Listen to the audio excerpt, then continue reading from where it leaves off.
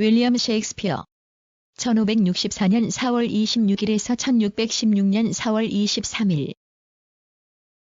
영국이 낳은 세계 최고 극작가로서 희비극을 포함한 38편의 희곡과 여러 권의 시집 및 소네트집이 있다. 1564년 잉글랜드 중부의 스트래퍼드어폰에이번에서 출생하였다. 정확한 출생일은 알려지지 않고 있으며 4월 26일은 그가 유아세례를 받은 날로 최초의 기록이다. 그가 태어난 마을은 아름다운 자연에 둘러싸인 영국의 전형적인 소읍이었고 아버지 존 셰익스피어는 비교적 부유한 상인으로 피역가공업과 중농을 겸하고 있었다. 아버지가 읍장까지 지낸 유지였으므로 당시의 사회적 신분으로서는 중산계급에 속해 있었기 때문에 셰익스피어는 풍족한 소년 시절을 보낸 것으로 짐작된다. 당시 스트래퍼드어폰에이번에는 훌륭한 초중급 학교가 있어서 라틴어를 중심으로 한 기본적 고전 교육을 받았으며 뒤에 그에게 필요했던 고전 소양도 이때 얻은 것으로 볼 수 있다. 그러나 1577년경부터 가운이 기울어져 학업을 중단했고 집안일을 도울 수밖에 없었다. 학업을 중단하고 런던으로 나온 시기는 확실치가 않다. 다만 1580년대 후반일 것으로 생각되며 상경의 동기가 극단과 어떤 관계였는지의 여부도 알 수 없으나 1592년에는 이미 그가 유수한 극작가의 한 사람이었다는 사실을 선배 극작가인 알그린의 질투 어린 비판을 통하여 알 수 있다. 1590년을 전후한 시대는 엘리자베스 1세 여왕 치하에서 국군이 융성한 때였으므로 문화면에서도 고도의 창조적 잠재력이 요구되었던 시기였다. 이러한 배경을 얻어 그의 천부는 더욱 빛날 수 있었다. 당시의 연극은 중세 이래의 민중적, 토착적 전통이 고도로 세련되었으며 특히 그리스, 로마의 고전을 소생시킨 르네상스 문화의 유입을 맞아 새로운 민족적 형식과 내용의 드라마를 창출해내려는 때이기도 하였다. 그러나 1592에서 1594년 2년간에 걸친 패스트 창궐로 인하여 극장 등이 폐쇄되었고 때를 같이하여 런던 극단도 전면적으로 개편되었다. 이때부터 신진 극작가인 셰익스피어에게 본격적인 활동의 기회가 주어졌다.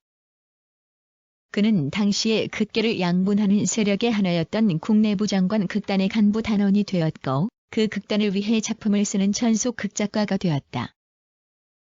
그는 이 극단에서 조연급 배우로서도 활동했으나 극작에 더 주력하였다. 그리고 이 기간을 전후해서 시인으로서의 재능도 과시하여 비너스와 아도니스, 비너스 앤드 어다니스와 루크리스 러크레스 등 두 편의 장시를 발표하기도 하였다. 극작가로서의 셰익스피어의 활동기는 1590에서 1613년까지의 대략 24년간으로 볼 수 있다. 이 기간에 그는 모두 37편의 작품을 발표하였다. 작품을 시기별로 구분해보면 초기에는 습작적 경향이 보였으며 영국 사기를 중심으로 한 역사극에 집중하던 시기, 그것과 중복되지만 낭만의 극을 쓰던 시기, 그리고 일부의 대표작들이 발표된 비극의 시기, 만년에 가서는 화해의 경지를 보여주는 이른바 로맨스극 시기로 나눌 수 있다. 그에게 있어서 이러한 시기적 구획이 다른 어느 작가보다도 뚜렷하게 구분되는 것이 특징이기도 하다. 그는 평생을 연극인으로서 충실하게 보냈으며 자신이 속해 있던 극단을 위해서도 전력을 다했다. 1599년 템스강 남쪽의 글러브 극장을 신축하고 엘리자베스 1세 여왕의 뒤를 이은 제임스 1세의 허락을 받아 극단명을 임금님 극단이라 개칭하는 행운도 얻었다. 그러나 이런 명칭은 당시의 관리였을 뿐 상업적인 성격을 띤 일반 극단과 차이가 없었다. 1613년 그의 마지막 작품인 헨리 8세를 상연하는 도중 글러브 극장이 화재로 소실되었다. 1616년 4월 23일 52세의 나이로 고향에서 사망하였다. 작품 셰익스피어의 희곡 중 생전에 출판된 것은 19편 정도이고 1623년 동료들에 의하여 전집이 간행되었다. 이 전집은 이절판의 대형판으로 38편의 작품 중 2편을 제외한 36편이 들어있다. 당시의 극본은 관례상 출판을 전제로 하는 것이 아니었기 때문에 작품의 정확한 창작 연대는 알 수가 없다. 지금까지 가장 신빙성 있는 것으로 알려진 E.K. 체인버즈 교수의 추적에 의한 작품명 및 창작 연대는 다음과 같다. 1590에서 1591년 헨리 6세 2부, 3부, 1591에서 1592년 헨리 6세 1부, 1592에서 1593년 리처드 3세 실수의 희극, 1593에서 1594년 타이터스, 앤드로니커스 말괄량의 길들이기, 1594에서 1595년 베로나의 두 신사 사랑의 헛수고 로미오와 줄리엣, 1595에서 1596년 리처드 2세 한여름밤의 꿈, 1596에서 1597년 존 베니스의 상인, 1597에서 1598년 헨리 4세 1부, 2부, 1598에서 1599년 헛소동 헨리 5세, 1599에서 1600년 줄리어스 시저 뜻대로 하세요 12야, 1600에서 1601년 햄릿 윈저의 즐거운 아낙네들, 1601에서 1602년 토로일러스와 크레시다, 1602에서 1603년 끝이 좋으면 다 좋아, 1604에서 1605년 자에는 자로 오셀로,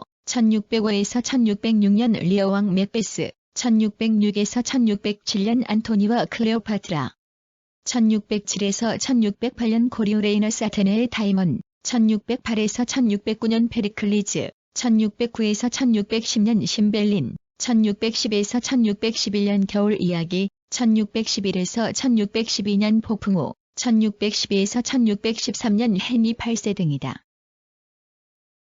이상의 작품 연표에서 나타나듯이 그의 습작기에 쓴 것은 영국 사극과 희극이다. 영국 사극은 모두 10편을 썼으나 그중 8편은 중세 후기, 주로 영국, 프랑스 양국 간의 백년전쟁과 장미전쟁으로 불리는 두 왕가 사이의 권력투쟁의 과정을 극화한 것이다. 따라서 지필 연도순과는 관계없이 리처드 2세 헨리 4세 1부, 2부 및 헨리 5세를 묶어서 1398에서 1420년까지의 4부작으로 헨리 6세 1부, 2부, 3부 리처드 3세를 묶어서 1422에서 1485년까지의 4부작으로 각기 생각할 수 있다. 이들 작품을 일괄해서 볼 때 헨리 7세 및 헨리 8세에 의해 정치적 통일을 위한 기반 조성이 이룩되었고 엘리자베스 여왕에 의해 근세 국가로서 크게 도약하는 역사적 시점에서 본 관점이 이들 작품에 잘 드러나 있다. 봉건적 질서가 내부 붕괴를 일으키면서 고륙상쟁이 유발하는 처참한 피해 역사가 선명하게 표출되어 있고 유혈과 찬탈의 연쇄적 과정이 젊은 극작가의 눈에 생생하게 비춰지고 있다. 한편 초기 희극 실수의 희극 하머디 오브 에러즈와 말괄량의 길들이기 더 테이밍 오브 더 슈르는 각기 라틴 희극 및 이탈리아 르네상스 희극에서 내용과 수법을 빌려온 것으로 젊은 극작가의 습작 과정을 여실히 보여주는 작품이다. 그러나 이러한 작품에서도 이미 자신이 배울 것과 새로 보태야 할 것을 명확하게 하고 있으며 뒤이을 자신의 희극 세계의 구축을 위한 발판으로 삼았음을 알 수 있다. 1594에서 1600년에 걸쳐 창작된 일련의 희극, 베로나의 두 신사 사랑의 헛수고 한여름밤의 꿈 베니스의 상인 헛소동 뜻대로 하세요. 12야 등은 흔히 낭만희극이라 불리며 사랑과 결혼에 관한 이야기를 소재로 한 서정적 분위기와 제담, 익설, 해학 등 희극 고유의 요소를 두루 섭렵하고 있는 것이 특색이다. 그리고 젊은 남녀 사이의 사랑이 여러 가지 우여곡절 끝에 행복한 결말에 이르는 낭만희극의 정석을 보여주면서도 그는 사랑의 풍요함과 사랑의 병, 그리고 변신의 능력에서부터 사랑의 변덕스러움, 장난, 그 파괴적 힘에 이르기까지 실로 다양한 모습을 보여주고 있다. 이러한 주제는 중세에서 르네상스에 이르기까지의 유럽 문화의 전통에 따르는 것이지만 이를 작품을 통해 인간성에 대한 따뜻한 이해와 공감을 얻을 수 있었던 것은 오로지 셰익스피어의 창조적 결과이다. 그러나 그의 작품 세계가 확대와 깊이를 더한 것은 역사극과 낭만희극을 쓰고 난 뒤 비극 작품을 쓰면서부터이다. 대체로 1600에서 1608년까지의 이 시기에 그는 대표작인 4대 비극을 중심으로 로마 역사에서 소재를 얻은 3편의 로마 사극, 그리고 희극의 형식을 취했으면서도 이전의 정통희극과는 달리 암울한 색조가 짙은 이른바 문제희극 3편도 써냈다. 본격적인 비극 작품을 쓰기 전에 이미 초기에 이 편의 비극, 즉 티투스 안드로니쿠스와 로미오와 줄리엣을 썼으나 이 작품의 명성과 인기에도 불구하고 1600년 이후에 쓰인 4대 비극을 능가할 수는 없었다.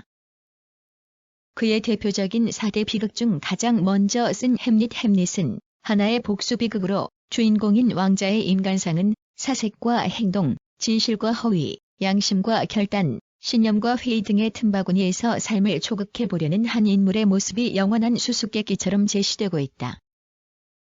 두 번째 작품 어셀로는 흑인 장군인 주인공의 아내에 대한 애정이 악역 이아고의 관계에 의해 무참히 허물어지는 과정을 그린 비극이나 심리적 갈등보다는 인간적 신뢰가 돋보이는 작품의 하나이다. 세 번째 작품 킹 리어도 늙은 왕의 세 딸에 대한 애정의 시험이라는 설화적 모티프를 바탕으로 깔고 있으나 혈육 간의 유대의 파괴가 우주적 질서의 붕괴로 확대되는 과정을 그린 비극이다. 인간성의 선악의 문제가 이처럼 근원적 차원에서 다뤄진 작품은 좀처럼 찾기 힘들며 또한 삶이 원초적으로 비극을 내포하고 있음을 조명한 경우도 드물다. 마지막 작품인 모베스에서도 권력의 야망에 이끌린 한 무장의 왕위 찬탈과 그것이 초래하는 비극적 결말을 볼 수 있다. 여기서도 정치적 욕망의 경위가 아니라 인간의 양심과 영혼의 절대적 붕괴라는 명제를 집중적으로 다뤘기 때문에 주인공 맥베스는 악인이면서도 우리에게 공포와 더불어 공감을 자아내게 해준다. 4대 비극은 셰익스피어극의 절정이자 세계 문학의 금자탑으로서 이 시기에 씌어진 로마 사극도 비슷하게 비극적 내용을 담고 있다. 율리우스 카이사르 줄리어스 시저는 이상주의자 브루투스와 현실 정치가 안토니우스의 대결을 통하여 브루투스의 패배에서 얼핏 햄릿을 연상케 하는 작품이기도 하다. 자신의 작품을 통해 모든 것을 표출하였다는 의미에서 셰익스피어는 뛰어난 자기 완결적인 작가였음을 알 수 있다. 명성과 평가. 셰익스피어와 동시대의 극작가였던 벤 존슨은 당대뿐 아니라 만세를 통해 통용되는 작가라고 말하였다. 어느 시대를 막론하고 그는 뛰어난 시인, 극작가로서 인정을 받아왔다. 그러나 셰익스피어 숭앙이 절정에 도달한 것은 19세기 초 낭만파 시인, 비평가들이 그를 재평가함으로써 그의 작품에 대한 해석과 비평도 깊이를 더했다. 콜리지, 찰스 램, 해즐릿 등이 바로 이에 기여했던 대표적 문인들이다. 그러나 그들이 이룩해 놓은 낭만적 셰익스피어상은 20세기에 들어와 크게 수정되기에 이르렀으며 학문적, 비평적 연구의 큰 성과와 더불어 그를 16세기의 극작가이자 동시에 20세기에 사는 작가로 보는 경향이 일어나게 되었다. 따라서 작품 해석이 다양하게 전개될 뿐 아니라 고전에 살아있는 모델로서 셰익스피어를 대하려는 경향이 보인다. 한편 작품이 영어로 씌어져 있음에도 셰익스피어가 영국인의 전유물이 아니라는 인식은 이미 19세기 이후에 두드러졌다. 세계 각국에서 자국어로 번역 출간하여 읽는 셰익스피어에 못지않게 또한 무대 위에서도 보는 셰익스피어가 세계 곳곳에서 상연되고 있다는 사실에서도 나타난다. 셰익스피어가 한국에 알려진 것은 개화기 초에서부터였으나 그때는 단편적인 소개에 지나지 않았으며 본격적인 소개는 1923년 현철에 의한 햄릿의 완역 출판이 시초이다.